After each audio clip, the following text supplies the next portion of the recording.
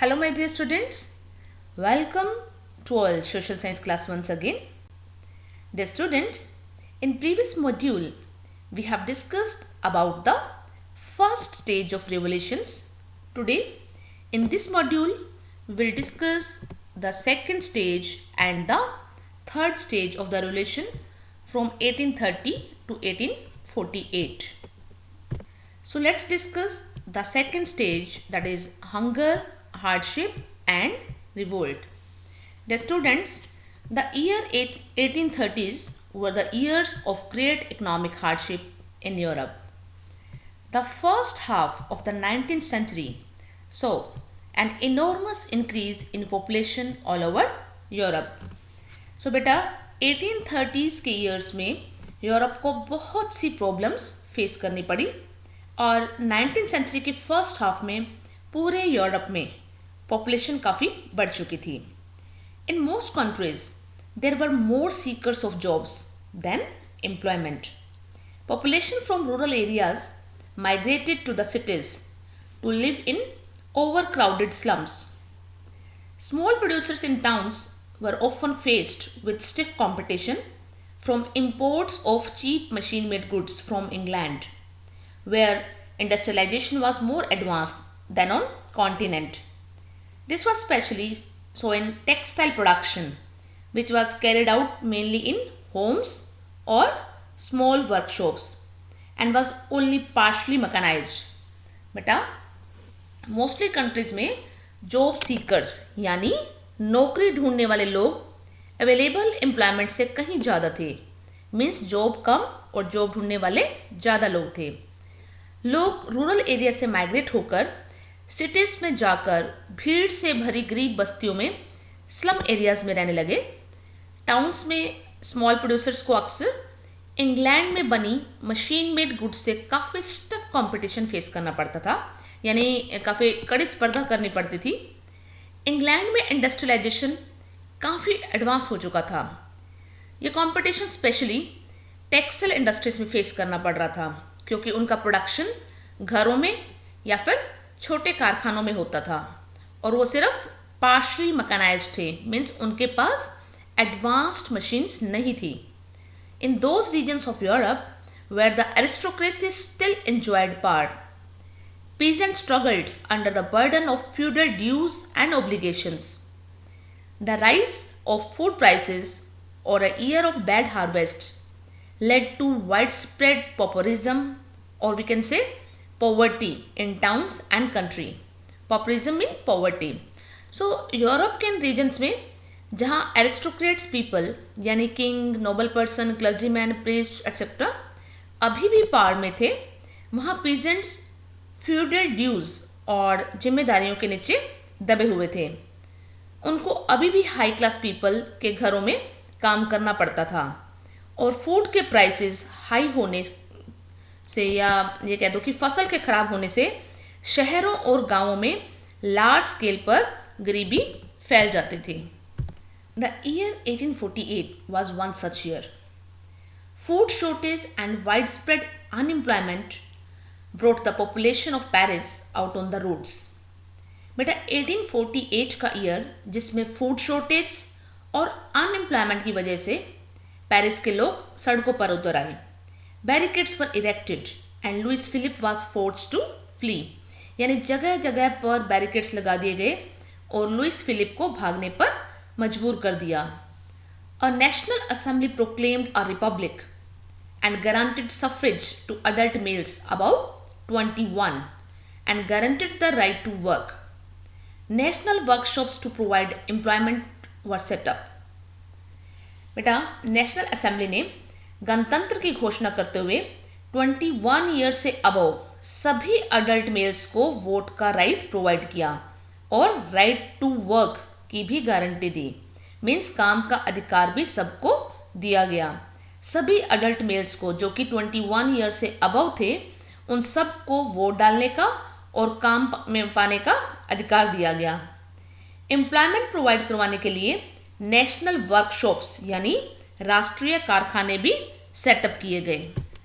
In 1848 viewers in Silesia had led a revolt against contractors who supplied them raw material and gave them orders for finished textiles but drastically reduced their payments. So बेटा 1845 में Silesia में viewers ने उन contractors यानी ठेकेदारों के against revolt कर दिया जो उन्हें रॉ मटेरियल देकर फिनिश्ड प्रोडक्ट्स मीन्स तैयार माल या आप कह सकते हो निर्मित कपड़ा लेते थे, पर कॉन्ट्रैक्टर्स उनकी पेमेंट्स बहुत कम देते थे. So the journalist Wilhelm Wolff describe the events in a Silesian village as follows. In these villages, cotton weaving is the most widespread occupation. The misery of the workers is extreme. The desperate need for jobs has been taken advantage of by the contractors to reduce the prices of the goods they order. So बेटा Wilhelm Wolff ने Silesia के गांव की जो ये घटना है इस प्रकार डिस्क्राइब की कि इस 18,000 आबादी वाले विलेज में कॉटन वीविंग का प्रोडक्शन लार्ज स्केल पर है. काम के लिए बेताब लोगों का फायदा उठाकर कॉन्ट्रैक्टर्स ने बनाए जाने वाले गुड्स के प्राइसेस रिड्यूस कर दिए हैं.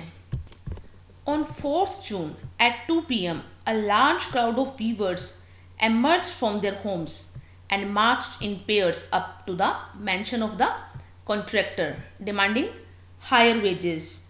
They were treated with scorn and threatened alternatively by the contractors.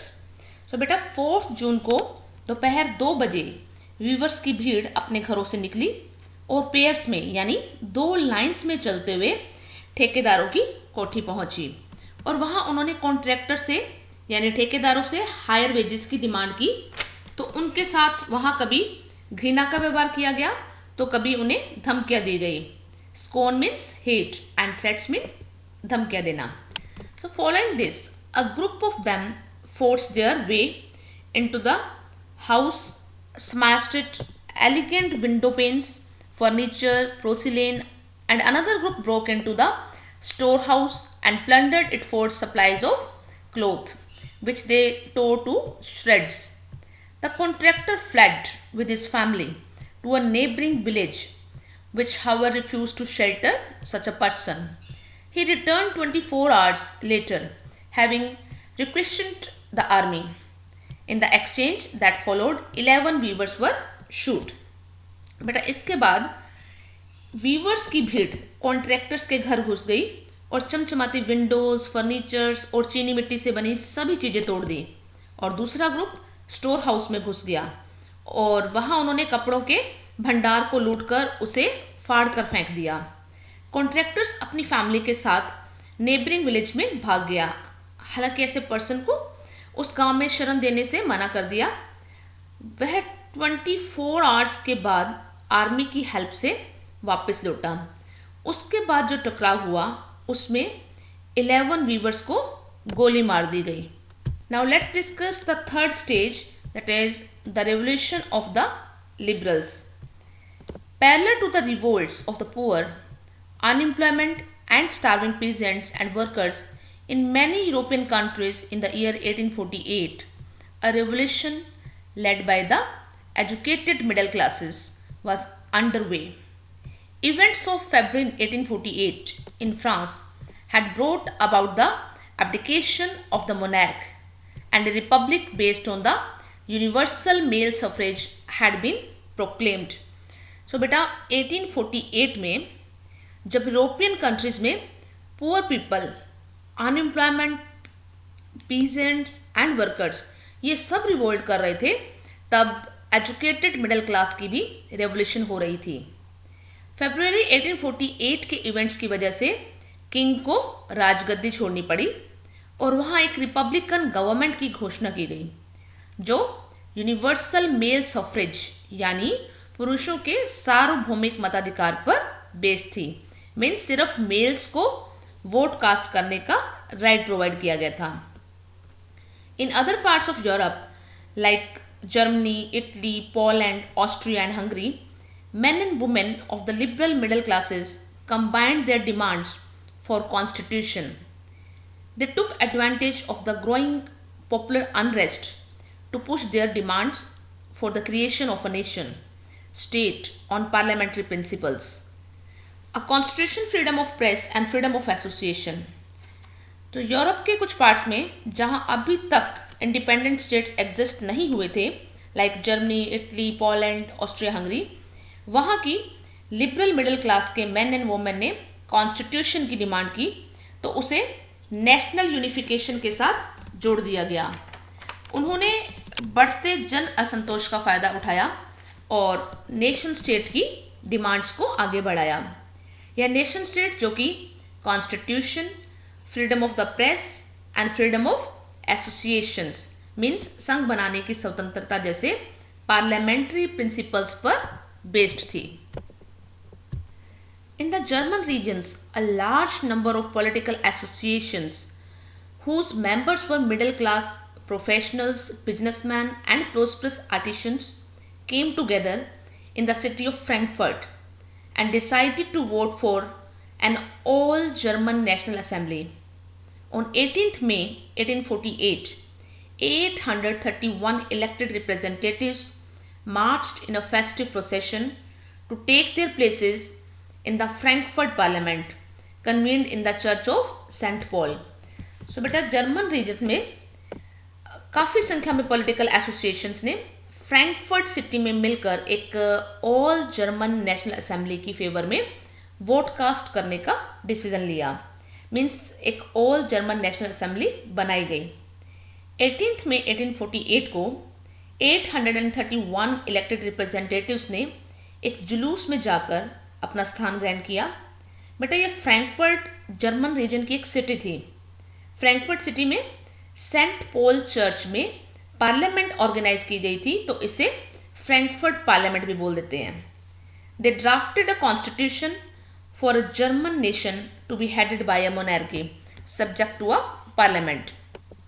और उन्होंने जर्मन नेशन के लिए एक कॉन्स्टिट्यूशनल ड्राफ्ट प्रिपेयर किया और इस नेशन की लीडरशिप एक ऐसे किंग को सौंपेगी जिसे पार्लियामेंट की टर्म्स एंड कंडीशन के अंडर ही काम करना था। When the deputies offered the crown on these terms to Frederick Wilhelm IV, King of Prussia, he rejected it and joined other monarchies to oppose elected assembly. While the opposition of aristocracy and military became stronger, the social basis of parliament eroded.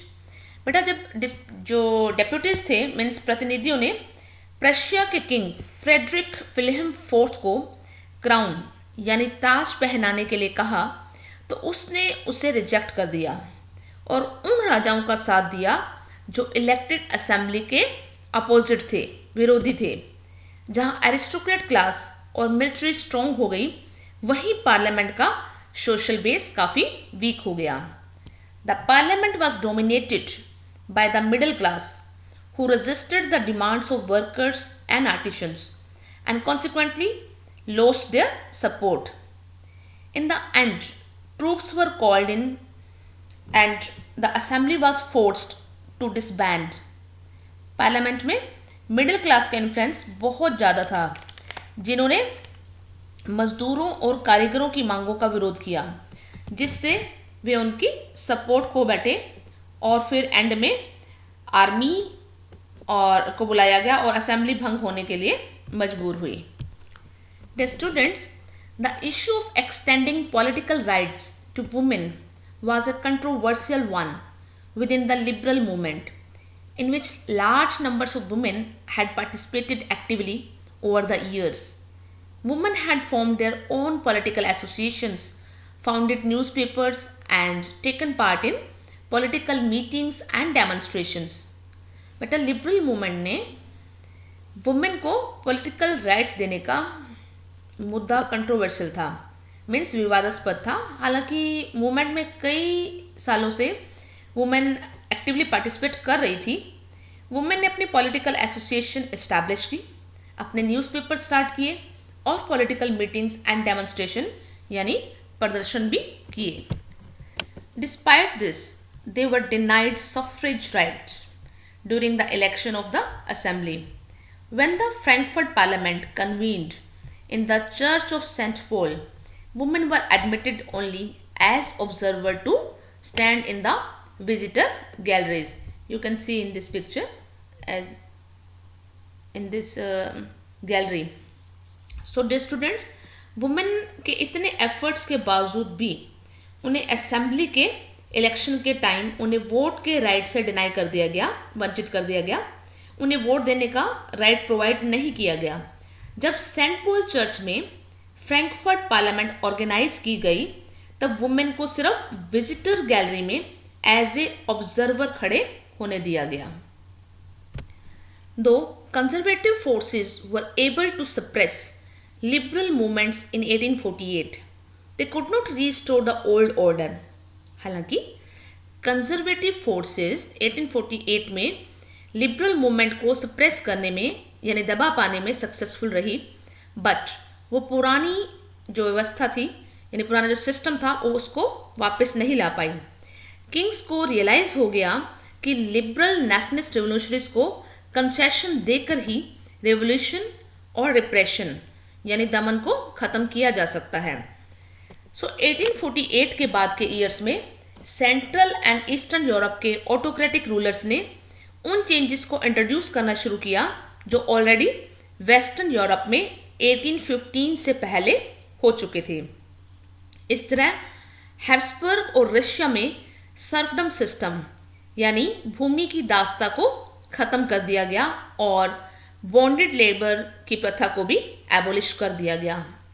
Habsburg rulers ने Hungary के लोगों को ज़्यादा liberty यानी स्वतंत्रता प्रदान की।